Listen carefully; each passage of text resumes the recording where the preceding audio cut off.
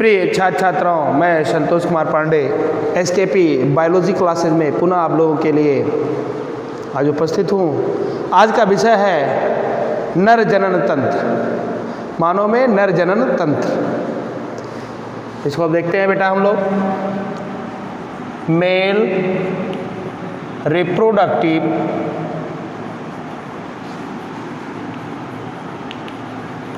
System.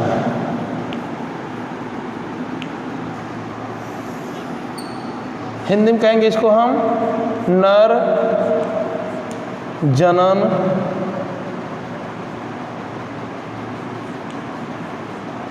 तंत्र। मानव में नर जनन तंत्र दो चीज़ों से, नर जननांगों तथा सहायक जनन ग्रंथियों से मिलकर के बनी हुई है। तो सबसे पहले हम बात करते हैं मानव में प्रमुख जननांग नर जनन अंग की। नर जनन अंग कौन कौन से होते हैं? मानव में नर जनन अंग कौन कौन से होते हैं? तो सबसे पहले आता है नंबर 1 वृषण। अंग्रेजी में इसको हम कहते हैं बेटा टेस्टिस। टेस्टिस या वृषण मानव का प्रमुख नर जनन अंग है। ये क्या है? मानव का प्रमुख नर जनन तंत्र है। प्रमुख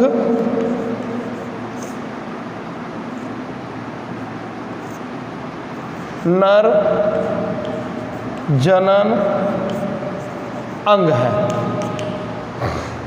मानव में एक जोड़ी कितने होते हैं? ये एक जोड़ी होती है बेटा। कितनी होती हैं? एक जोड़ी वृषण पाया जाता है। अब एक जोड़ी वृषण ये वृषण कोश में, किसमें पाया जाता है? वृषण कोश में। जिस संरचना में वृषण स्थित होता है उसे हम क्या कहते हैं? वृषण कोश। अंग्रेजी में इसको हम कहते हैं टेस्टिस सैक। टेस्टिस सैक या स्क्रॉटम।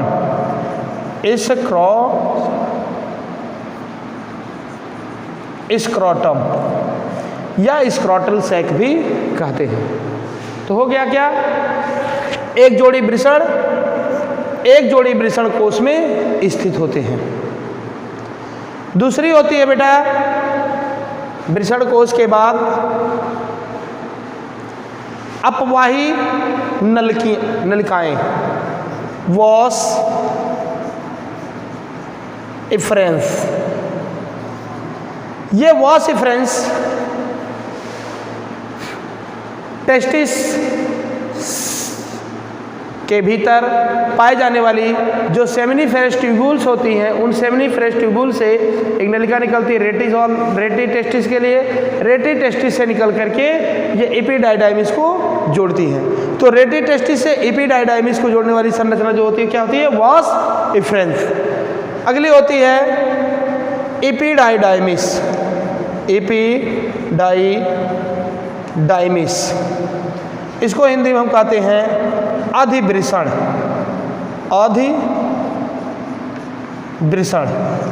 अधिवृषण एक होती है वॉस इफरेंस यानी अपवाही नलिकाएं, संख्या में कई होती हैं। ये संख्या में कई होती हैं। फिर एपिडाइडाइमिस से दोनों तरफ के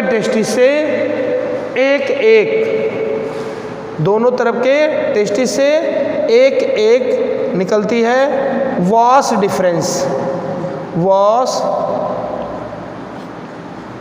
डिफरेंस, जिसको हम कहते हैं शुक्र वाहिनी।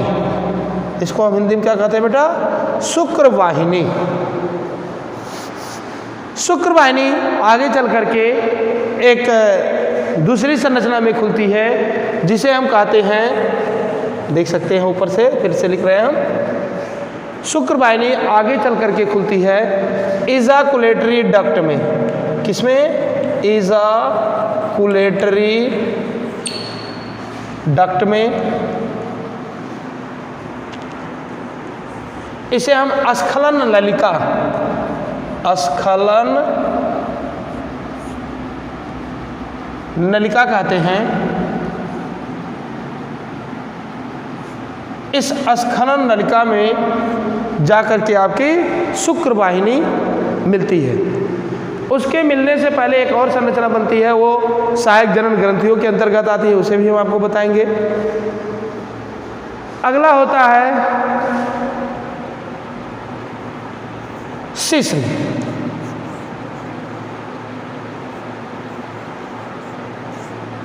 या अंग्रेजी में इसी को हम कहते हैं पेनिस। ये नर जनन अंग हो गए।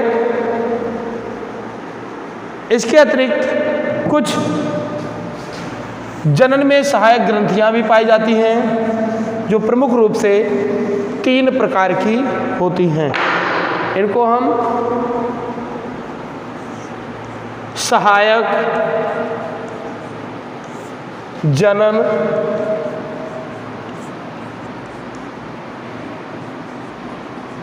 ग्रंथियां कहते हैं। सहायक जनन ग्रंथियों में 3 होती हैं, फर्स्ट, सेकेंड और थर्ड। पहली होती है बेटा सेमिनल वेसिकल, सेमिनल वेसिकल। दूसरी होती है प्रोस्टेट,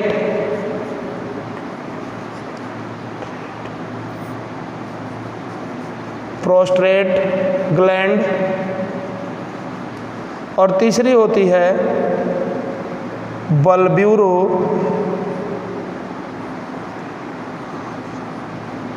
बल्ब्यूरोथ्रल ग्लैंड। ये तीनों सहायक जनन ग्रंथियां होती हैं, जिनमें विभिन्न प्रकार के स्राव स्रावित होते हैं, जो जनन में सहायक होते हैं। हम संरचना देखते हैं, नर जनन तंत्र की संरचना देखेंगे प्यारे बच्चों। बहुत सिंपल सा बनाएंगे हम, बहुत क्लिष्ट नहीं बनाएंगे।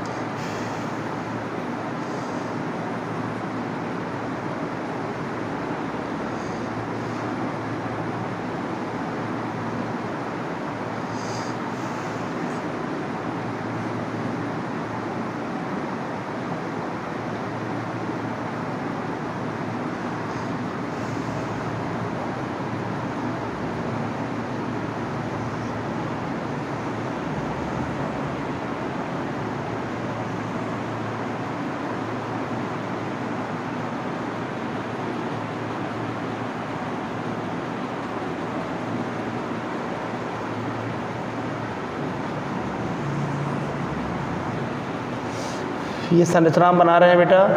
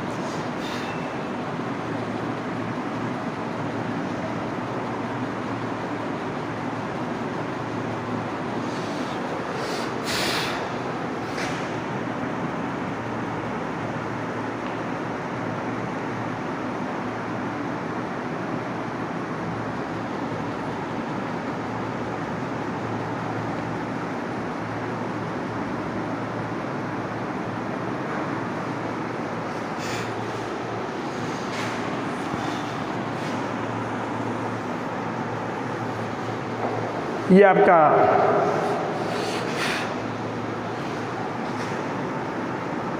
प्रमुख रूप से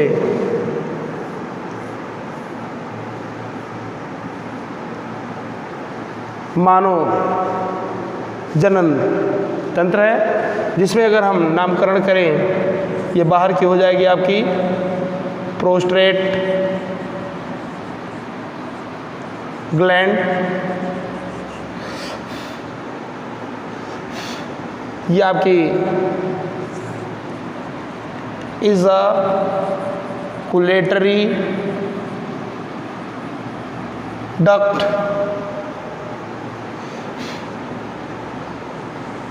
ये आपकी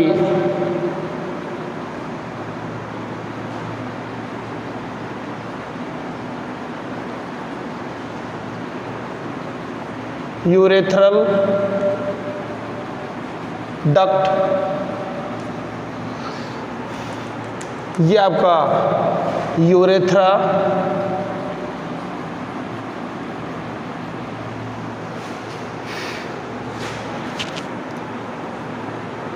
ये भी आपकी यूरेथ्रल डक्ट,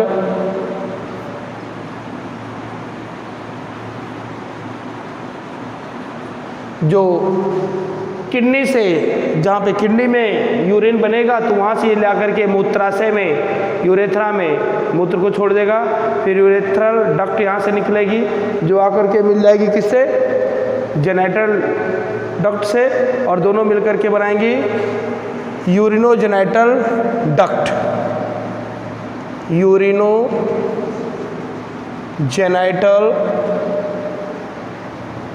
डक्ट। ये बाहर की तरफ एक छिद्र की सहायता से खुलेंगी,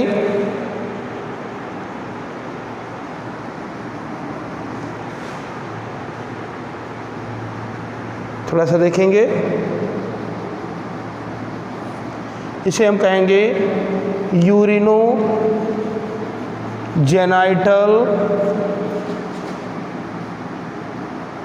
ओरिफिस।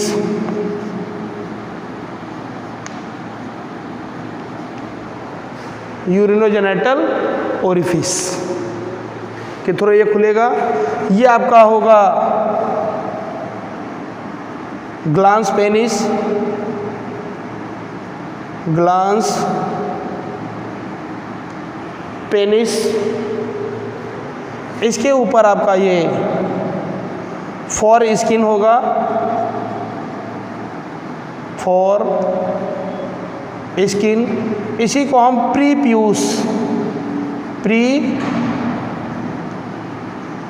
भी कहते हैं। ये आपका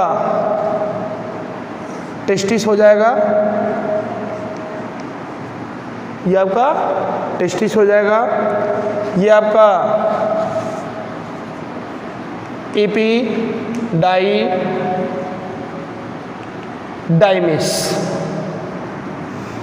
और ये आपकी होगी वास डिफरेंस, ये आपकी होगी सेमिनल वेसिकल, ये आपका एम्पुला, ये आपकी होगी काउपर्स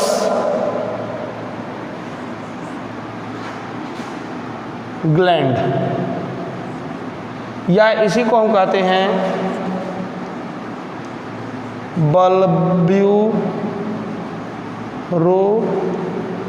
बल्ब्यूरोथ्रल ग्लैंड, ये आपकी हो गई बल्ब्यूरोथ्रल ग्लैंड। ये आपका हो जाएगा टेस्टिस सैक,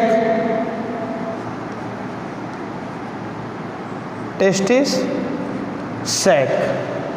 ये आपको बाहर से जो दिखाई देने वाले जननांग हैं वो आपको दिखाए गए हैं सेक्शन में काट करके। कुछ जो वॉस इफ्रेंस वगैरह है या जो सेमिनिफेरस ट्यूब्यूल्स बनती हैं जिनमें स्पर्मेटोजेनेसिस की क्रिया होती है, स्पर्म का निर्माण होता है, वो हम आपको टेस्टिस का जब सेक्शन काटेंगे तो उसमें दिखाएंगे। ये बेटा आपका नर जनन अंग है जिसमें आप देख रहे हैं ये आपका एक मॉन्सल बाहर की तरफ लगा हुआ है जिसको आप कहते हैं पेनिस।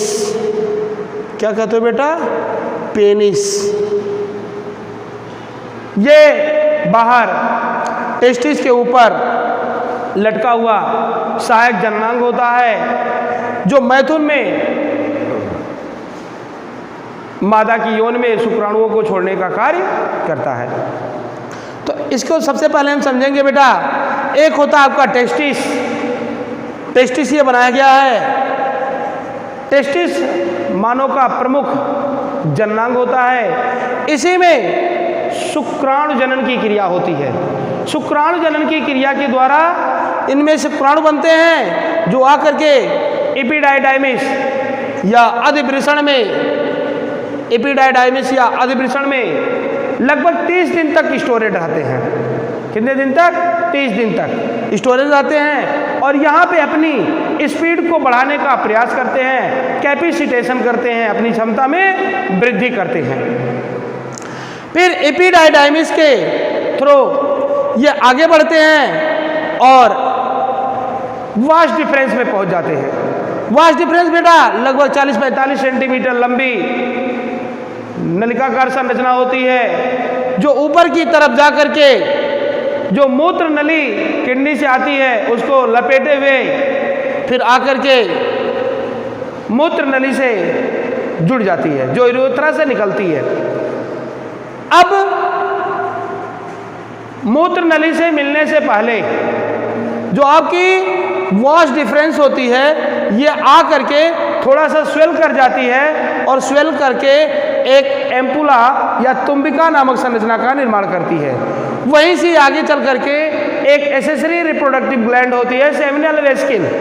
सेमिनल वेस्किल्स में आकर के जुड़ जाती है और सेमिनल वेस्किल्स में अपने साथ लाए गए स्पर्म को ये क्या करती है? ला करके यहीं पे उड़ेल देती है। सेमिनल वेस्किल्स में बेटा स्पर्म स्टोरेज नहीं होते हैं बल्कि सेमिनल वेस्किल से कुछ सेक्रीशन होता है और ये सेक्रीशन क्या होते हैं? जिसका सीमन बनता है। इसमें प्रमुख रूप से कई पदार्थ पाए जाते हैं जिनमें फ्रैक्टोज, सुक्रोज, प्रोस्टाग्लैंडिन्स और एक विशेष प्रकार की प्रोटीन बनती है सीमिनोजेन। सीमिनोजेन प्रोटीन और फ्रैक्टोज, सेलुलोज, प्रोस्टाग्लैंडिन इसी में बनती है जो स्पर्म के साथ मिलकर के सीमन का निर्माण करते हैं। और पुरुषों के जो समस्त वीर्य का भाग होता है लगभग 60% भाग इसी में सेक्रेट होता है अर्थात सेमिनल वेस्किल या शुक्राशय में ही बनता है। यहां से ये एक नली के थ्रू एक नली के द्वारा आगे चल करके मूत्र नली से जुड़ती है। तो सेमिनल वेस्किल से मूत्र नली के बीच की जो लंबाई होती है नली की इसको हम कहते हैं इजाकुलेटरी डक्ट, स्खलन नलिका। इसी नलिका की सहायता से ये वीर मूत्रोजनन नली में भेज दिए जाते हैं। अब जहाँ पे आकर के ये जुड़ती है मूत्रजनन नली से उसके चारों तरफ एक विशेष प्रकार की सहायक जनन ग्रंथि पाई जाती है जिसे हम कहते हैं प्रोस्टेट। इसे हम क्या कहते हैं बेटा? Prostate gland. प्रोस्टेट ग्लैंड से भी एक स्पेशल सेक्रीशन होता है कुछ प्रोटियोलिटिक एंजाइम्स का और कुछ साइट्रेट और कुछ फास्फेटेज पदार्थ का। यहाँ से जो सेक्रीशन होता है वो वीर्य में मिल करके लगभग वीर्य का 20 से 25% भाग बनाता है। अब देखिए यहाँ से एक पदार्थ निकलता है सीमिनोजेन। सीमिनोजेन क्या करता है? सीमिनोजेन सीमन के कोआगुलेशन के लिए रिस्पॉन्सिबल होता है। जो सीमिनोजेन प्रोटीन होती है वो सीमन के कोआगुलेशन का कार्य करती है। किंतु जब यह पहुंचती है कहाँ पे? प्रोस्टेट ग्लैंड के भीतर जहाँ पे यूरिनोजेनिटल ट्रैक्ट होती है या नलिका होती है, यहाँ पे ये सेक्रेट करके जो प्रोटियोलिटिक एंजाइम्स होते हैं वो सीमिनोजेन को डिस्ट्रॉय कर देता है, तोड़ देता है, और इस तरह से सीमन के अधिक कोगुलेशन को रोकता है। इसके आगे जब ये आगे बढ़ती है तो लगा होता है बेटा एक जोड़ी बल्बो यूरेथ्रल ग्लैंड या काउपर्स की ग्रंथियां कहते हैं। इनके द्वारा कुछ क्षारीय पदार्थ स्रावित होते हैं जो यूरिनोजेनिटल ट्रैक्ट की एसिडिटी या अम्लीयता को समाप्त करते हैं। साथ में जो यौन की अम्लीयता होती है वहाँ पहुँच करके ये यौन की भी अम्लीयता को समाप्त करते हैं और उसको चिकना बना करके और मैथुन में सहायक बनाते हैं। आगे आपकी होती है ये लंबा बेलनाकार उत्थानशील शिश्न। शिश्न जो है ये पुरुषों का कपुलेटरी ऑर्गन सहायक जनन अंग है, जिसकी सहायता से शुक्राणुओं को ये मादा की यौन में स्थानांतरित करते हैं।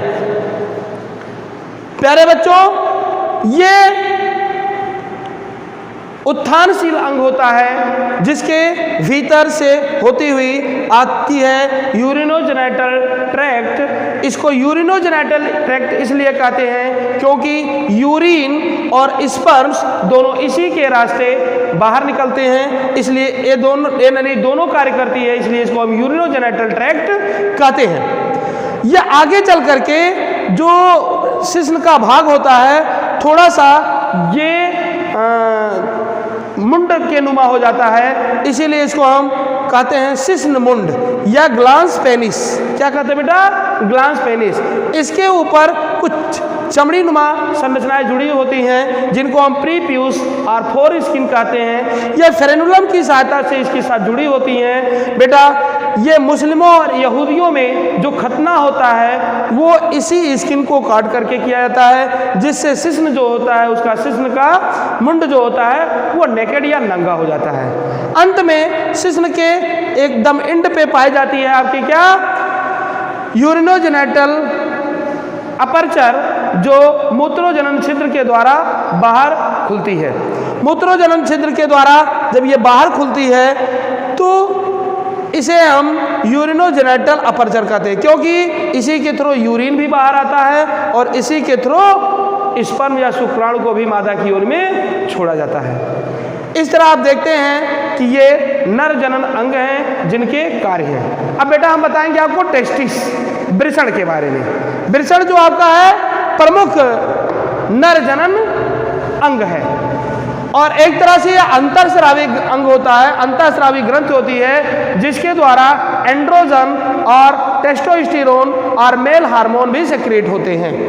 आगे आप लोग देखेंगे टेस्टिस की संरचना। टेस्टिस की जो सेक्शन होता है वर्टिकल सेक्शन और सेमिनिफरस ट्यूब्यूल्स के साथ ट्रांसवर्स सेक्शन, उसे हम आपको अपने अगले वीडियो में बताएंगे। तब तक के लिए धन्यवाद।